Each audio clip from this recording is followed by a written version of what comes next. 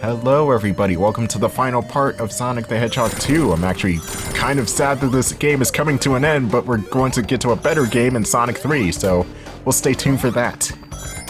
You know how much I love me some Sonic 3. That is, I think it is my favorite game of all time, but then again, my favorite games of all time switches on a dime, so I don't really know what my favorite game is now. I think it's still Symphony of the Night, but Sonic 3 is close. Wait, no, Final Fantasy VI is my favorite game of all time. Fuck! It switched again! That's a problem with playing so many damn games, you don't even know which one's your favorite anymore. Also, the games that you've never played before but you heard was so good, like The Illusion of Gaia. I've never played that game before, but apparently it's one of the best Super Nintendo RPGs of all time. And I want to play it.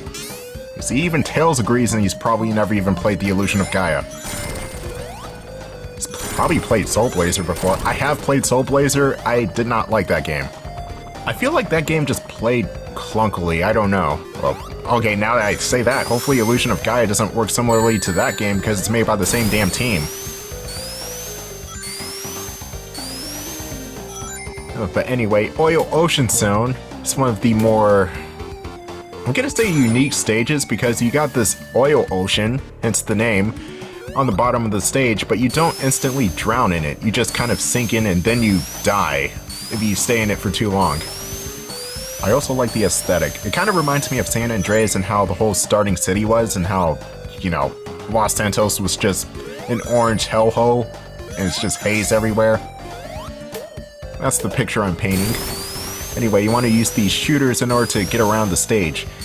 And I think these might have inspired Donkey Kong Country's barrels.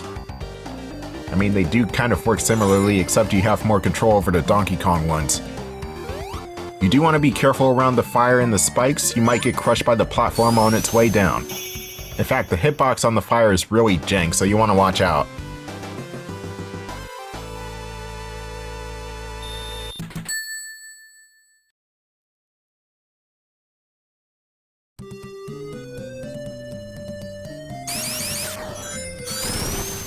Skipping you, skipping all of you. Here's another hot take. I think these Batniks are way more annoying than the Metropolis Zone ones. I know, sue me. What the hell? Ah, Jesus. Now you can stand on certain platforms in order to get up to these shooters. Avoid the seahorses and the squids. They do prove to be a nuisance. Oh, and these spike things, they look misplaced. Like, why are they here? Even as a kid, I was unsettled by the spike things. I was like, okay, why are they in Oil Ocean Zone? It looks like they should belong in a completely different game. It's like more of an Echo the Dolphin trap than it is a Sonic the Hedgehog one.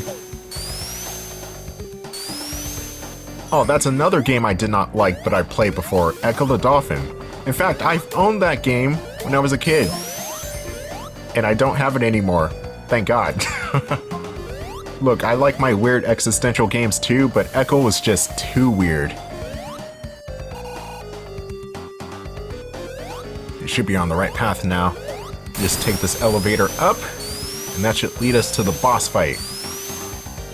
Or more level, whichever one works. Yeah, we're at the boss. We're getting close to Eggman as we speak.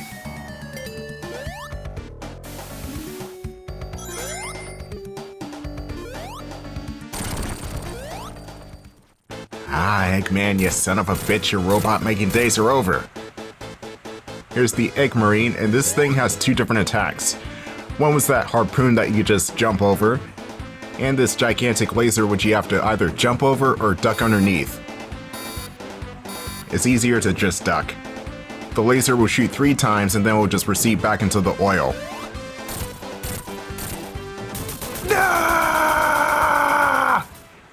That's really what should have happened right there. The whole factory should have self-destructed right there, and that's the end of the game.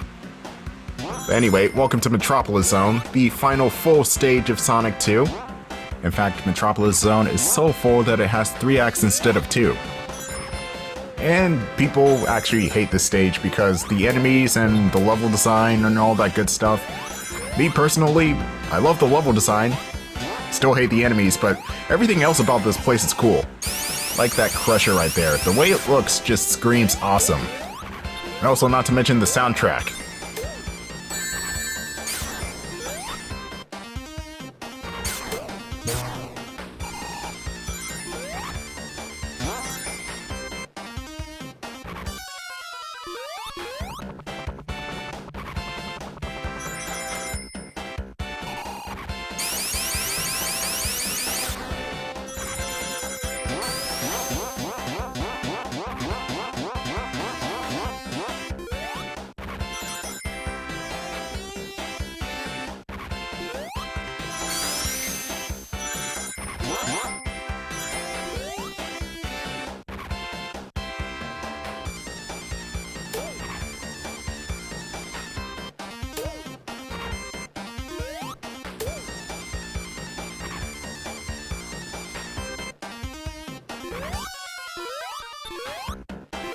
Certified classic.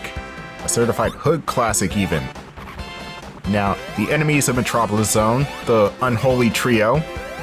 You got the Astrons who suck. They shoot in 5 different directions after they self-destruct. They're predictable, but they will catch you off guard if you don't see them in time. Shellcrackers, these guys, they have annoying hitboxes because they hide behind their gigantic claws. And last but certainly not least, the Slicers. Slicers have pincers that they shoot towards you, but not only that, they're homing, so you think you're clear, you're probably not. The pincers will make a U-turn and certainly aim towards you again. And not to mention, they're praying mantises, which is supposed to be illegal to kill them, but in this game, all bets are off. There's one right there! The good thing about the Slicers is when you do take them out, the weapons just kind of fall off screen and die, losing all of their homing properties. But yeah, that's Act 1. Not bad as of yet, but Act 2 and Act 3, they'll certainly give you a run for your money. Especially since Act 2 starts off with lava. Or molten steel, I guess. We are in a factory. Dr. Eggman's robot factory of mischief, which may or may not have returned in Sonic Heroes as Grand Metropolis. In fact, I think that's completely what that was. It even had the same color scheme and everything. And that zone was long. It was especially long with Team Dark. I mean, holy crap. 15 minutes? Really? There are Sonic stages that go on for way too long. Grand Metropolis is one of them.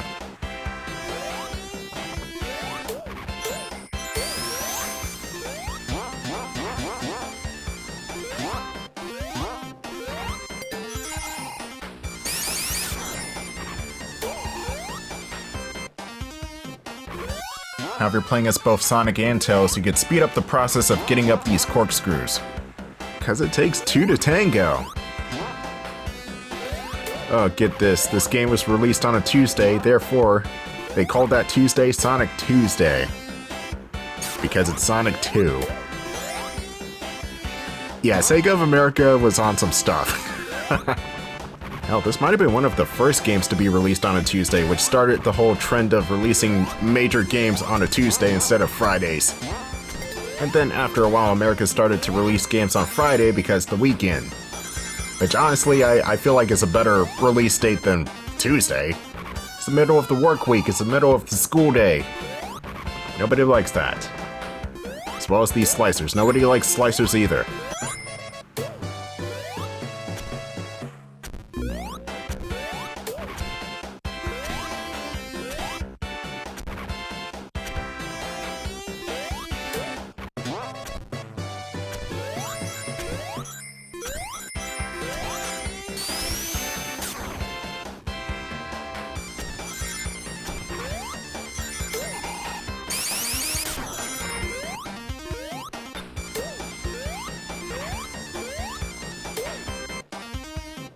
And these Astrons are annoying.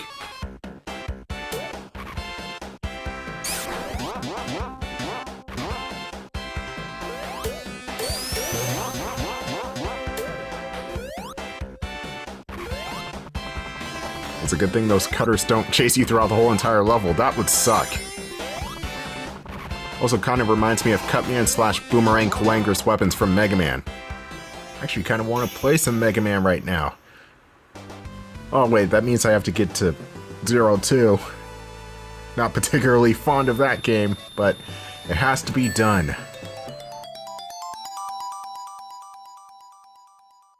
Metropolis Zone 3. That is a really bizarre looking 3. And the stage starts off with a slicer. You know things are gonna get evil when it starts out with a freaking slicer. Slippery slicers, you are the true bastards of Sonic 2. But Act 3 start to throw a couple more obstacles in your way, including a bottomless pit at the end, but it's very not noticeable. I mean, you are on a platform for most of it, but it is there. I believe you can destroy the Astrons too if you hit them. The problem is they never go out far enough from the walls where you can hit them. So they just self-destruct, and whatever animal that may have been in there is just gone with the Astron.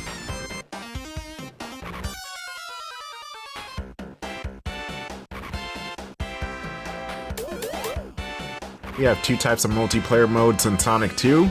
You got the single player mode with Sonic and Tails, in which the second player can take control of Tails. And I'd like to call it Little Brother mode because whoever picks Tails, you're not going to get much screen time at all. The screen will always follow Sonic and Tails will get left behind 9 times out of 10, so outside of bosses, Tails is useless. The second player mode is a race. Sonic and Tails can compete for first place, and you can choose between Emerald Hill, Mystic Cave, Casino Night, and the special stage. And the funny thing about these races is, you do not strictly need to beat the opponent in the race to win. You can collect more rings, get more item boxes, and that will count towards your victory. There's also a cool feature where if a player crosses the finish line, that other person will have 60 or maybe it's even 30 seconds to cross the finish line before they croak. And that's accompanied with a drowning theme, and that is so epic. Now, despite it being a somewhat decent multiplayer mode, it is aged by a lot. Mainly because of the performance. You're playing on original hardware, the multiplayer mode lags like shit. I'm dead serious. It's like, am I playing perfect dark multiplayer or Sonic 2? Why is there so much slowdown here? Pretend like that never happened.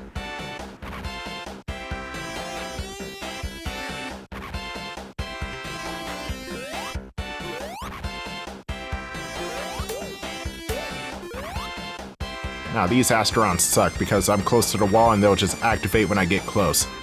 So what I want to do is set them off early so I can anticipate them. And not only that, there is a slicer at the top of the shaft that will usually sneak ya. Or is probably hiding in the elevator, but for some reason the slicer did not have his weapons primed. He was just standing there. Odd indeed. Damn, the song's over. Anyway, meet the next Eggmobile. This version of the flying contraption is known as the Egg Bouncer. And there is a trick to jumping into Eggman at the right time, but I don't know how to do it, so I just kind of wing it. You either have to A, jump where there's a gap, B, wait for him to complete his moveset, which will take a while, or C, just wing it like I am doing. After he's done with all of his balloons, Eggman will shoot lasers, which are easy to avoid. He stole my balloons! Why didn't anybody tell me he had one of those things? That's going to do it for Metropolis Zone. Here's where the game starts to get a bit more experimental with the storytelling. Sky Chase Zone is what I like to call a transitional act. In fact, the last 3 zones of the game are standalone acts that kind of work together as one big zone, but I just don't know what to call this zone. The Sky Zone, the Attack on the Death Egg, Wing Fortress Madness Zone, I don't know. But here in Sky Chase, you're relegated to being on the wing of the tornado. I'm pretty sure they fixed this odd quirk in the Origins collection, but in the original, if you're going too fast, like if you spin dash at the wrong angle, you could potentially fall off the tornado and die. That's because while the tornado is good at tracking your every movement, it's not so good for fast movement like the spin dash.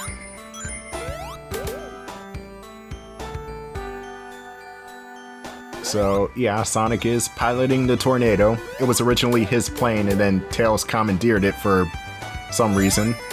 Plane bandit, thief, bastard. And then the Tornado 2, the blue plane, that was actually Tails's. I honestly forgot what happened to the red plane. Oh yeah, I think Tails crashed in SA1 after the second Sky Chase zone, actually. Thanks, Tails, thanks. But I didn't know Eggman was gonna shoot a giant laser at me. Tails, it's Eggman. He always shoots lasers.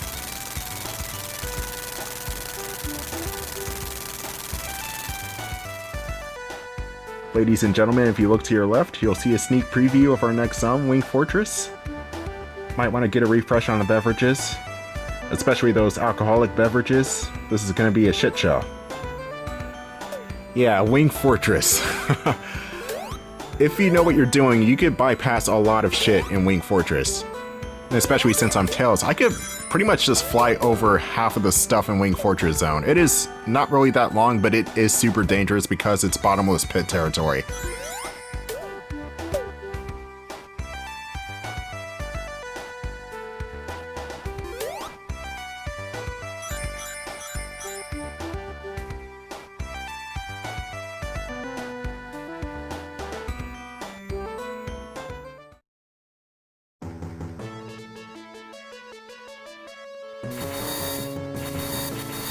Oh god, my plane! Ugh, looks like it's Tails alone again. And if you're playing as both Sonic and Tails, then Tails gets left behind and it's just Sonic for the rest of the game. So no more baby brother or sister asking if they can catch up because you keep outrunning them. This right here is going to be a true test of your skills. Or you could just bypass most of it by skipping a lot of things. This is where a lot of Americans found out that Robotnik's name is actually Eggman, as demonstrated on the sides of the plane right here. So it makes me wonder, I wonder if in the Japanese version of this game, I wonder if it's painted Robotnik on the sides of the plane. Answer is no, it's not.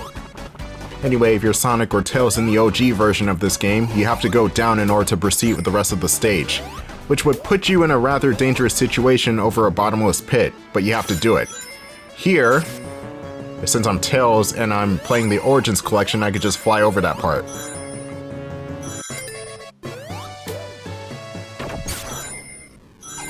And boss time! It seems like Eggman here has played Revenge of Shinobi and he got an idea from that boss, or one of the bosses, and is using it as a weapon here.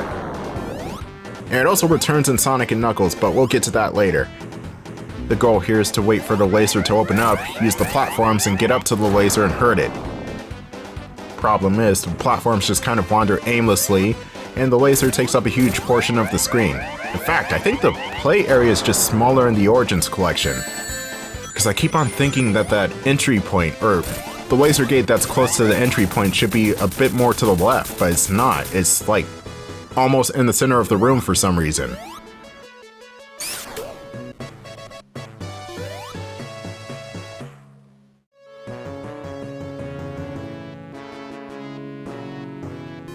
Oh wow, Sonic, you really fixed that plane quickly. And where'd you get a rocket?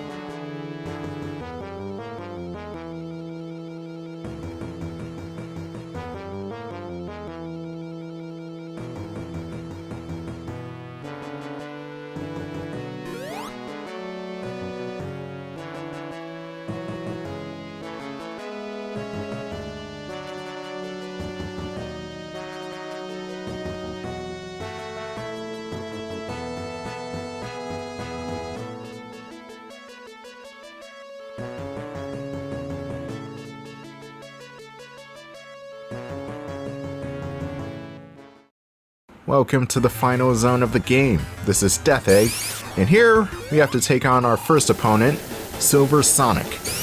And at first glance I thought it was just Metal Sonic with a silver coat of paint or a prototype, but apparently no, this is just its own creation, Silver Sonic. He's pretty easy, you just want to avoid the quills on the back and you should be good. When he curls into a ball, he can do one of two attacks. He'll either roll on the ground or jump into the air. You want to avoid Silver Sonic whenever he is curled into a ball. But here's the final boss of Sonic 2, the Death Egg Robot. Avoid the claws. Sonic can somewhat cheese this fight in that he's way taller than Tails, so he can bypass the claws hitbox and just go to town on Eggman even when he's walking. though you have to be careful and just move with the rhythm of Eggman, so to speak. One of his attacks right here is him launching his arms at you, which you just run to the other side and you should be fine. If you're behind Eggman, which I do not recommend, he'll shoot out bombs towards you, which are hard to avoid. And, unfortunately, if you're Knuckles, his jump height is not great enough, so you have to wait for Eggman to touch down in order for you to hit him as Knuckles, which is probably the worst part about this fight, playing as him. But all in all, there are no rings at all in Death Egg Zone, so you have to do this in one try. Otherwise, you have to go back to the Super Sonic fight. Or Silver Sonic, not Super Sonic. Super Silver Sonic, there we go. The ultimate OC fan character did not steal. But Eggman here takes either 10 or 12 hits. It's not the standard 8 like all the other bosses in the game had. So don't be surprised when you hit Eggman the set amount of times and he's still going and you're like, stop, stop, you're already dead. Because no, he's not dead. He takes 12 hits, not 8. But other than that, despite it being a long fight and you having no rings, this is like one of the coolest fights of all time. So yeah, that's what Sonic 2 is about. Just coolness, the cool factor. Pretty much what solidified Sonic and Sega as a worthy competitor to Mario. But that's gonna do it for Sonic 2. One of my favorite games of all time, but not my favorite. That's still Sonic 3, which is next. I've been holding off on Sonic 3 for many, many years, but we're finally gonna get to it. I'll see you guys next week.